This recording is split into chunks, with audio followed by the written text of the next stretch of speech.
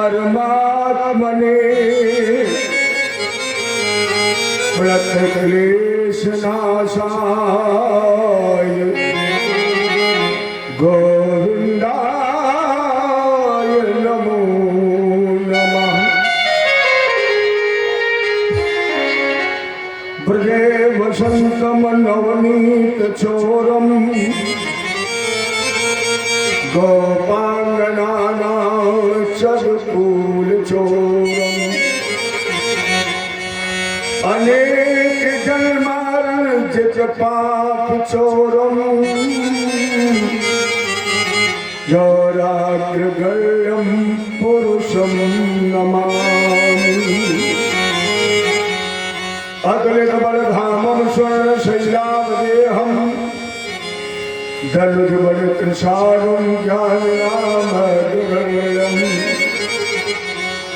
सकल गुणनिधानं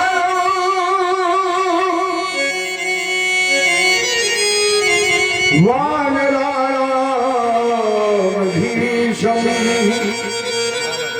रघुपति प्रिय भक्तं बात जातं नमामि। हे पार्वती के सारथी लाखों बार प्रणाम। आकर डोर संभालिए मन की छुट्टी लगाम। भगत भक्त भगवंत गुरु गुरुनाम बपेक इनके पग बंदन किए नाशक विघ्न अनेक। जय कृष्ण भगवान की जय हो, रामचंद्र की जय हो, उमापति महादेव की जय हो, आदि शक्ति दुर्गे मैया की जय हो, भागवत भगवान की जय हो, बजरंगबली की जय हो। जय श्री राधे। अरे आपने अपना बनाया बिहारी जी। यह हमारे इस माँ चंबल के सानिध्य में देव देव महादेव महाकाल बलखंडेश्वर महाराज की वो अनुकंपा भी जो कानपुर से यहाँ तक मुझे लेकर आए, क्योंकि हमारी आपकी कोई क्षमता नहीं है, ये बिहारी जी की कृपा होती है। इसलिए चलते चलते उनसे निवेदन करूं, अरे आपने अपना बनाया मेहरबानी आपकी।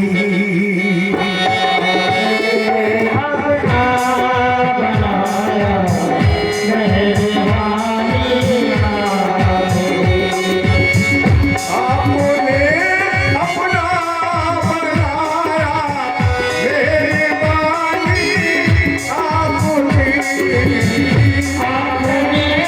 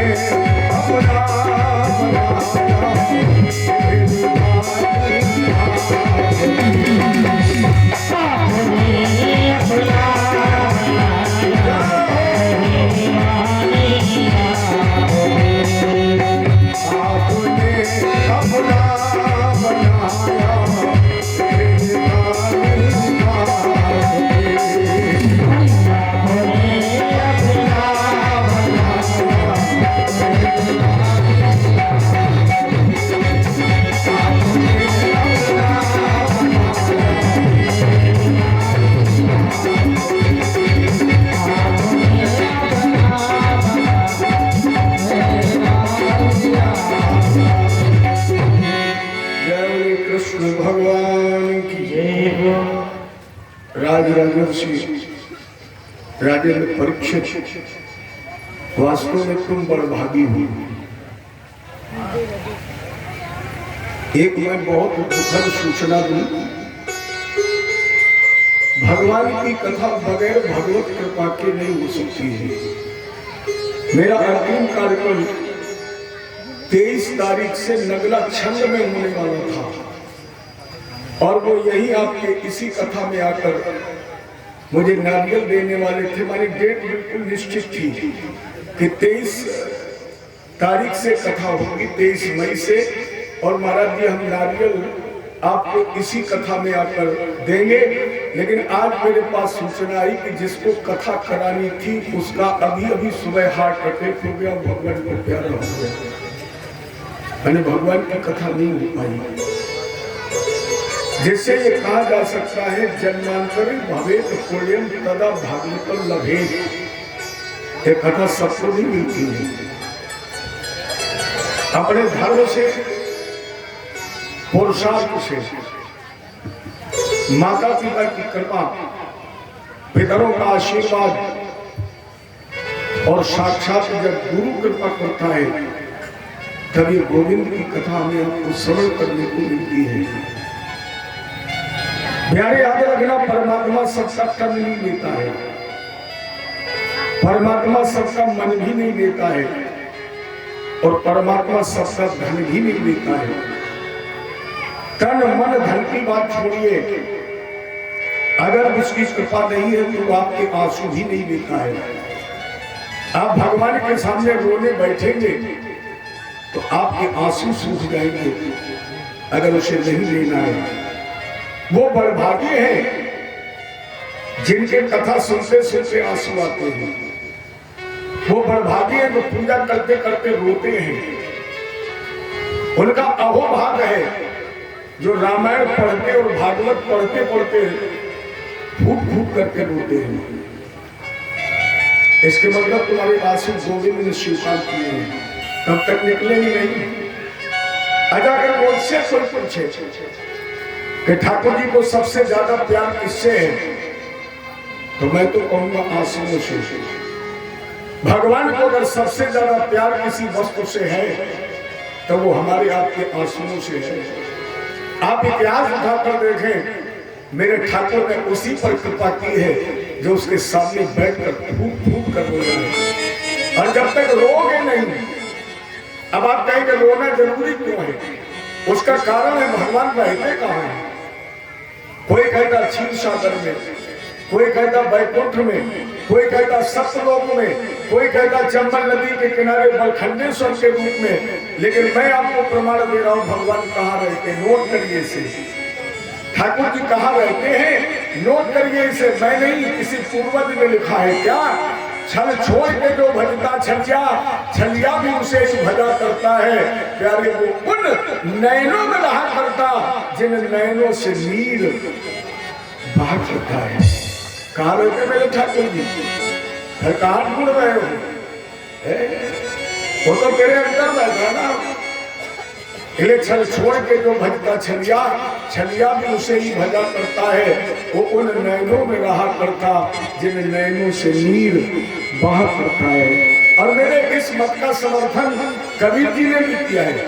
और कबीर जी ने क्या लिखा? तेरे घट राम कहाँ ढूंढ, तेरे अंदर है। तेरे घट राम तू काहे भटकत रे, तेरे घट राम। कैसे? बोले जैसे अमृत बसत ईख में। कैसे रह रहा है? जैसे गन्ने में रस है। प्यारे आपके हाथ में गन्ना दे दिया जाए, रस निकल आएगा? नहीं निकलेगा। कब तक? जब तक दांत के कोल्हू में या लोहे के कोल्हू में नहीं पेरोगे। उसी तरह राम की रस तेरे अंदर बसा हुआ है, लेकिन इसे पाने के लिए तुझे इस तन को पेरना ही पड़ेगा। आज आपने गन्ना पेरने वाला कोल्हू देखा है? कितने बेलन होते हैं उसमें? तीन बेलन होते हैं। एक गड़िया लगाई जाती है लकड़ी की, जिसमें बैल लगते थे। और अगर आपने ध्यान दिया होगा तो वो जो 3 बेलन होते थे उसमें एक बेलन आगे और 2 बेलन अगल बगल। ये बेलन आपके पास भी है, उसमें पहले बेलन का नाम है भक्ति, 2 अगल बगल बेलन लगे हुए हैं जिनका नाम है ज्ञान और वैराग्य। अगर राम रूपी रस प्राप्त करना है तो प्यारे सत्संग रूपी डलिया घुमाएगी।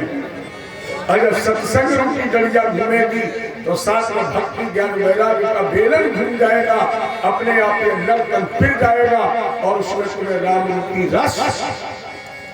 एक बात और याद रखना, वो वाणी का विषय नहीं है। कैसा है फिर? जैसे आपको बर्फी खिलाई जाए और आपसे कोई पूछे कैसी लगी तो आप क्या उत्तर देंगे? मीठी। अच्छा, इतने लोगों को कोई बता सकता मीठा कैसा होता है? किसी को पता है? अरे आपने खाई, आप कह रहे मीठी है, आगे वाले को क्या पता मीठी है कि कड़वी है? अर्थात परमात्मा केवल अनुभव का विषय है।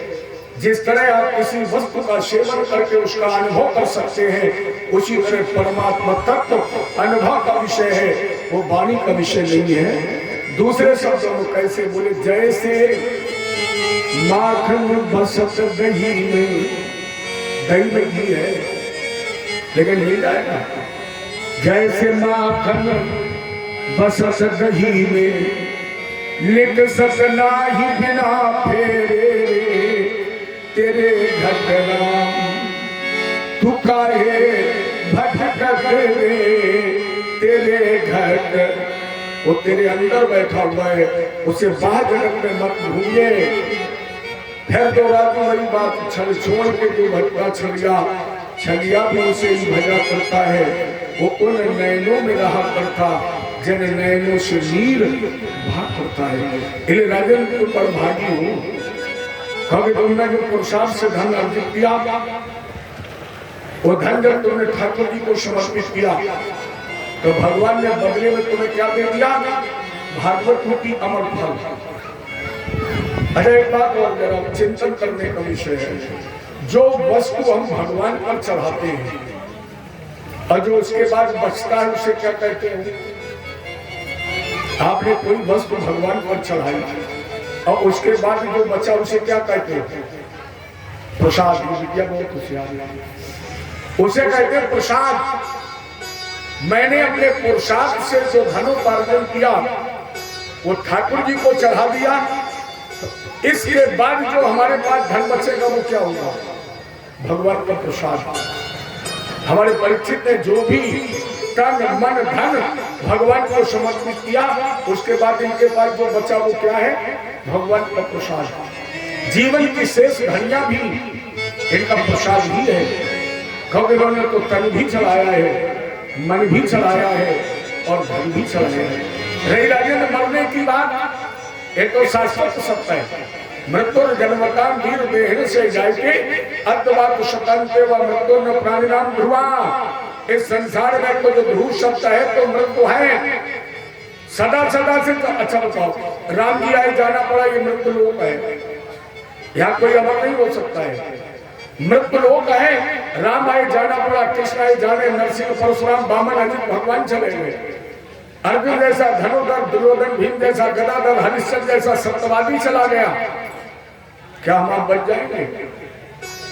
प्यारे याद रखना, बड़े बड़े राजे महाराजे बीसी घाट पर आए, फुटपाथों पर भीख मांगने वाले बीसी घाट पर आए, काजू बादाम खाने वाले भी इसी घाट पर आए और खेतों में सीला बीन के जीने वाले भी इसी घाट पर आए। बड़े बड़े राजे महाराजे भी इसी घाट पर। यहाँ तो आना ही है, यही तो असली हमारा मुकाम है। इसलिए मैंने शायद एक, चलिए सुने एक लाइन, फिर कथा को गति प्राप्त कराऊं। और वो सार है एक लाइन में। वो सार क्या है? अरे आएंगे आने वाले, जाएंगे जाने वाले,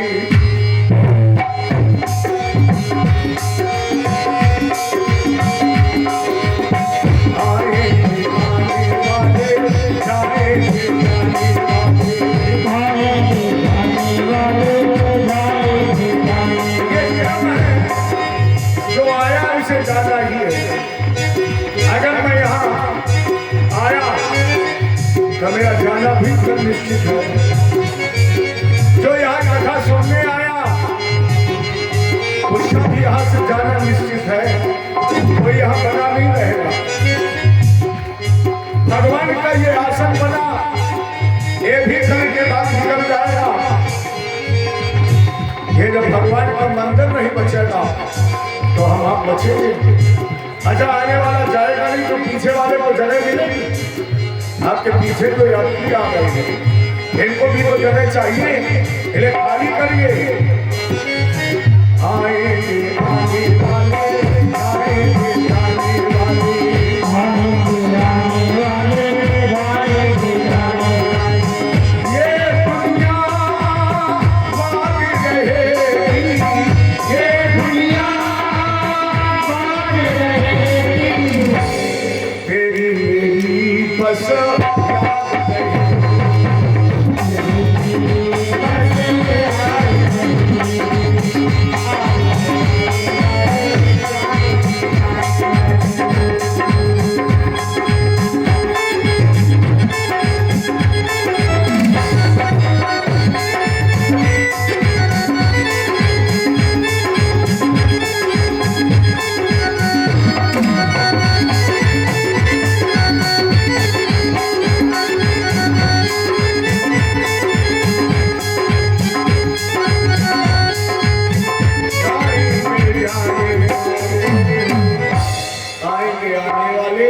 जाएंगे जाने वाले। ये दुनिया न कभी खाली थी, न खाली है और न कभी खाली। ये दुनिया इसी तरह आबाद रहेगी, बस तेरी मेरी याद रहेगी। राजा को बर्बादी में तुमने 2 बहुमूल्य रत्न प्राप्त किए हैं। इस आयोजन के द्वारा जगत कल्याण को तुमने किया ही है। इसके अलावा 2 तुम्हें लाभ मिले हैं प्रत्यक्ष, और उसमें पहला लाभ है शून्य जननी सुख बड़भागी, जो मात्र चरण अनुरागी। क्योंकि पुत्रवती युवती जग सोई और रघुपति भगत जास सुख हुई। तुम्हारी माँ को माँ कहलाने का गौरव मिल गया। और दूसरा लाभ तुम्हें स्वयं मिला, सुई पावन सुई सुबह शरीरा, और जो तन पाई भजे कि तुमने दोनों कार्य सार्थक किए हैं। और उसमें भी तुमने हमारा सबसे बड़ा उपकार किया है। राजेंद्र, तुमने इनका तो उपकार किया ही है, लेकिन इस धन के द्वारा तुमने सबसे बड़ा उपकार मेरा किया है। ये सुखदेव जी के बात का है। राजेंद्र, तुमने मेरा उपकार किया है। क्या? बोले, अगर तुमने धन खर्च न किया होता, अगर तुमने ये आयोजन न किया होता, अगर तुमने ये श्राप न लगा होता, तो क्या मुझे भगवान की कथा गाने का गौरव मिलता? तो तुम तो निमित्त हो, जिस निमित्त के कारण मुझे आपके क्षेत्र में भी आपके इस पावन स्थल पर कथा गाने का गौरव मिला। इसलिए बड़भागी जिसमें भी आपने चर्चा सुनी, नृत्य की, असंख्यों का दान किया, लेकिन जरा सी भूल से इसमें थोड़ी भूल सुधार करूंगा। पहली बात तो ये ध्यान दीजिए, माता पिता, आवाज इसकी ठीक करो भैया, कल जैसी बना, गड़बड़ है थोड़ी। आज वरदान का टाइम है, आज गड़बड़ है तो समझो सब गड़बड़ है। जय कृष्ण भगवान की। पहली बात, ब्राह्मण, संत, गुरु और माता पिता, ये अगर आपको गोद में खिला रहे हैं, ये आपसे प्यार कर रहे हैं, आपको आशीर्वाद दे रहे हैं, तब तो निश्चित कल्याण है। और अगर ये आपके थप्पड़ भी मार दें, आपको श्राप भी दे दे, तो कभी घबराना नहीं, तो भी कल्याण है। मैंने इनके श्राप देने से भी कल्याण है। आप कहेंगे कैसे? अगर राजा परीक्षित को अगर श्राप न लगा होता, तेरे साथ में भगवान की कथा सुनने गौरव मिलता। अगर श्राप नहीं लगता तो क्या परीक्षित मरते नहीं? तो भी मरते। लेकिन जब एक संत का श्राप लग गया तो राजा परीक्षित को 7 दिन तक भगवान की कथा सुनने का, बल्कि भगवान की कथा स्वयं नहीं, जब तक ये धराधाम रहेगी तब तक ये कथा विश्व पटल पर रहेगी। अगर परीक्षित को श्राप को संत ने दे दिया होता तो ये बहुमूल्य अमर फल हमें आपको सुनने को मिलता। अगर नृग को ब्राह्मणों ने श्राप न दिया होता तो ये गिरगिट को नहीं बनते, और अगर ये गिरगिट न बनते तो गोदान का फल स्वर्ग में भोगते और फिर जन्म मृत्यु के बंधन में बन जाते। लेकिन जब ब्राह्मणों ने श्राप दे दिया गिरगिट को बने, लेकिन भगवान ने स्वयं अपने हाथ से इसका उद्धार कर दिया। रामायण में अगर जय विजय को श्राप न लगा होता तो 3 जन्म तक ये असुर को न बनते, लेकिन अगर असुर न बनते तो क्या इन्हें भगवान के हाथ से मरने का गौरव मिलता? राम का नाम बाद में आता है और रावण का नाम पहले आता है। माने अगर ये क्रोध करे, अच्छा लोग कहते हैं पूजे किए जाते, संत क्यों पूजा जाता है, ब्राह्मण और गुरु क्यों पूजा जाता है? अगर ये लोग अपने लिए भी कुछ मांगते हैं तो पहले समाज का हित होता है, तब हम लोगों का हित होता है। अन्न में एक सुधार करे। कभी कभी यजमान एक काम करता है, जैसे उसे 11 रुपए दक्षिणा में देने हुए और 1 रुपया फोन करना हुआ तो कहेगा महाराज जी 10 रुपए रख लो, 1 रुपया बाद में ले लेना, बस ये गलती कभी मत करो। ये गलती इसलिए न करो कि तुम 1 रुपया देना भूल जाओगे और हम क्या कान पर से 1 रुपया लेने आएंगे, तो अनजान में अपराध हो गया। इसलिए अगर 10 है तो 10 ही दे दो, चाहे वो गुरु हो, चाहे संत हो, चाहे ब्राह्मण हो। माने दक्षिणा कभी उधार मत रखिए, जो श्रद्धा से बने दीजिए और ये कह दीजिए कि बस महाराज में मुक्त कर दो। गौदान का संकल्प कभी बनता नहीं है। लोग गोदान का करते हैं फिर बोले 2 लोग आपस में बांट लेना, ये अपराध भी मत करना, क्योंकि गोदान कभी बनता नहीं है। अगर आपने गोदान 2 लोगों के बीच में बांट दिया तो आपको गोदान का लाभ नहीं मिलेगा, गो हत्या का दोष लग जाएगा। इसलिए गोदान अगर 2 करना है तो अलग अलग करना, एक में संकल्प करके मत देना। ये हम आप सुधार करें। नरक का उद्धार किया, बलराम भैया ने द्विविध नाम के बानर का उद्धार किया, ब्रज गए हुए थे, प्रसंग यही चल रहा था। नरकस्य सखा कश्यप द्विविदो नाम बानरा, द्विविध नाम के बानर का उद्धार करके बलराम जी वापस द्वारिका आ रहे थे। इधर दुर्योधन सुताम राजन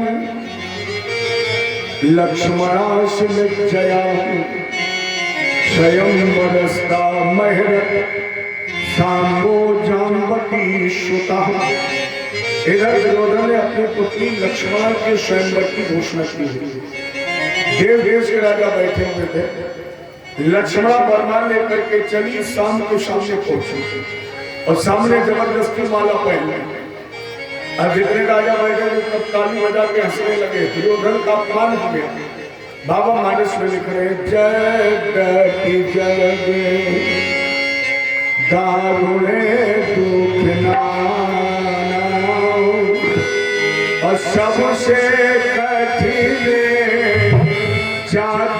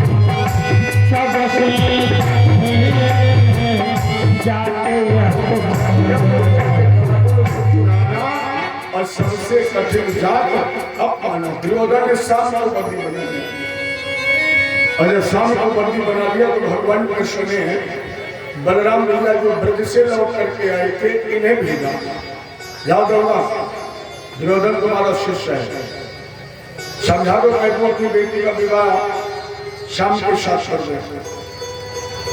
बलराम जी ने उद्धव जी को साथ में लिया और हस्तिनापुर के किनारे जाकर रथ रोक दिया, उद्धव जी को भेजा। दुर्योधन से कह दो विवाह कर दे।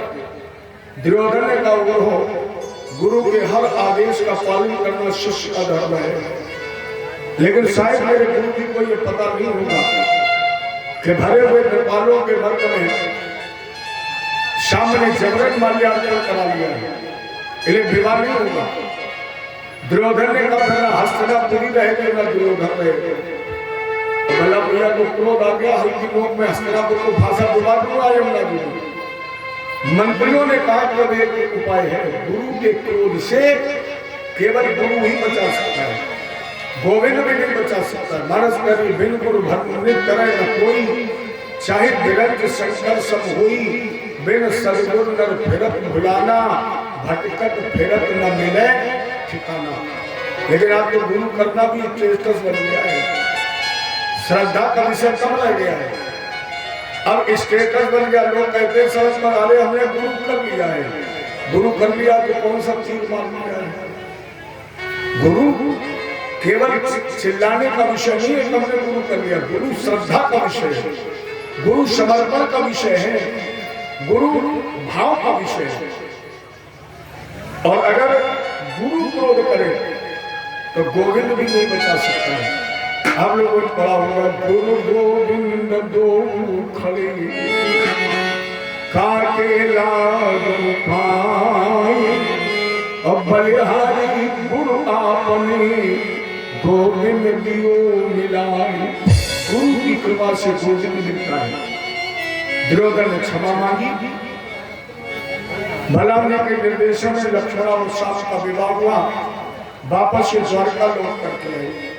इसी द्वारका में भगवान को एक दिन एक समय एक साथ निमंत्रण, दो मिले। पहला निमंत्रण है युधिष्ठिर के राजसूय यज्ञ का, और दूसरा निमंत्रण आया है मगध नरेश जरासंध की कारागृह में बंद 20,000 राजाओं का। अब भगवान सोच रहे कौन सा निमंत्रण पहले कर पूरा। उद्धव जी ने समस्या का समाधान निकाला, बोले यष्टव्यम राजसूय देख चक्र जना विभु अतो जरा सुसज्जय उभ्यारथो मतो मम। उद्धव जी का मेरा एक मत है, आप युधिष्ठिर के राजसूय में चले जाएंगे, और जब दिग्विजय हो तो जरासंध का उद्धार करके 20,000 राजाओं को मुक्त करा दे। भगवान कृष्ण को यह मत बहुत अच्छा लगा। परिणाम स्वरूप 28वें दिन भीम के माध्यम से जरासंध के दोनों हिस्सों को 20 से अलग करके परिवर्तित करा दिया। जरासंध का उद्धार हो गया, 20,000 राजा कारागृह से मुक्त किए, और भगवान ने कहा सब तुम युधिष्ठिर के राजसूय यज्ञ में चले जाओ। जरासंध के पुत्र सहदेव को भगवान ने मगध का राजा बनाया। अब जब यहाँ यज्ञ प्रारंभ हुआ तो भगवान कृष्ण ने कौन सा कार्य किया है? यहाँ पर सबसे ज्यादा अगर कुछ पवित्र है तो आने वाले श्रोताओं के चरण की धूली, जितने भी श्रोता आते हैं इनके चरणों के अगर रंग मिल जाए तो सबसे पवित्र है। और इसके बाद यहाँ आने वाले जो भक्त करते हैं भोजन, उनके जूठे पत्थर, और भगवान कृष्ण ने यही तो कर पत्थर उठाना, पग धोना, केशव ने अंगीकार किया, यही भगवान ने दो कर किया। अब यहाँ पर सुबह सबसे पहले पूजा किसकी हुई? तो जरासंध के पुत्र सहदेव ने भगवान के नाम का प्रस्ताव रखा, और प्रत्येक राजा ने अनुमोदन कर दिया। शिवपाल खड़ा हो गया, बोले युधिष्ठिर, जहां पर मेरे जैसा वीर और भीष्म जैसा इच्छामृत का वरदानी, वहां पर नचैया गुड़िया का पूजन होगा, इस काले कलूटे का पूजन होगा। भगवान बोले शिवपाल बहुत बढ़िया, बहुत अच्छा कर रहे हो। भगवान बोले वीरों नबार नबाका हुआ और निर्बल भी सदैव से सताए गए। ये प्रकट करना है वीरों का भार न पाना हुआ और निर्बल ही सदैव से सताए गए। पादपों न तेरे कभी काटे गए और सीधों पर आरे चलाए और सिंह न बल पर चढ़े कभी अब बकरे ही बल देवी पर चढ़ाए गए। भैया सवाल बेशधर को दूध पिलाया गया लेकिन केचुआ कटिया में फंसाए गए। वीरों का बाल न पाता हुआ और निर्बल ही सदैव से सताए गए। लेकिन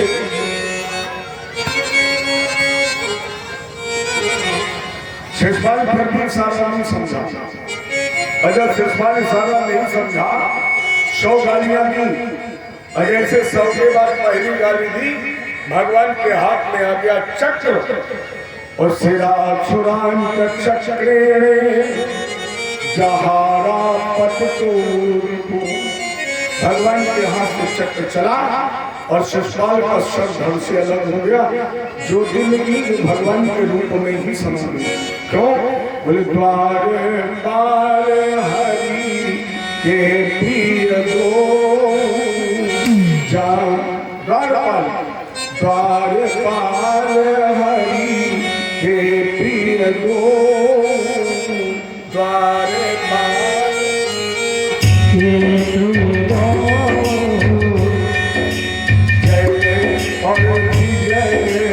जान सबको जय और गुरुदेव। ये तीसरा जन्म था। शिषपाल की मुक्ति हो गई, भगवान की मुक्ति समा गई। इसी दृष्टि के बाद शुरुआत में दुर्योधन का द्रौपदी के द्वारा अपमान हुआ। एक बार बोल दिया केवल द्रौपदी ने अंधों के अंधे होते हैं। इस एक वाक्य के कारण 18 अक्षरी सेना पर संग्राम हुआ है। महाभारत का युद्ध हुआ। यदा मधे कौरव संजयाना। भागवत में उस कथा का शुभारंभ भी इसी श्लोक से हुआ। मैंने महाभारत का युद्ध समाप्त हुआ और भीम ने दुर्योधन की दाहिनी जंघा तोड़ दी। यह पर वही सिद्धोजी करे राजेंद्र। दुर्योधन का द्रौपदी ने अपमान किया, परिहास किया और इसी का परिणाम था महाभारत का युद्ध।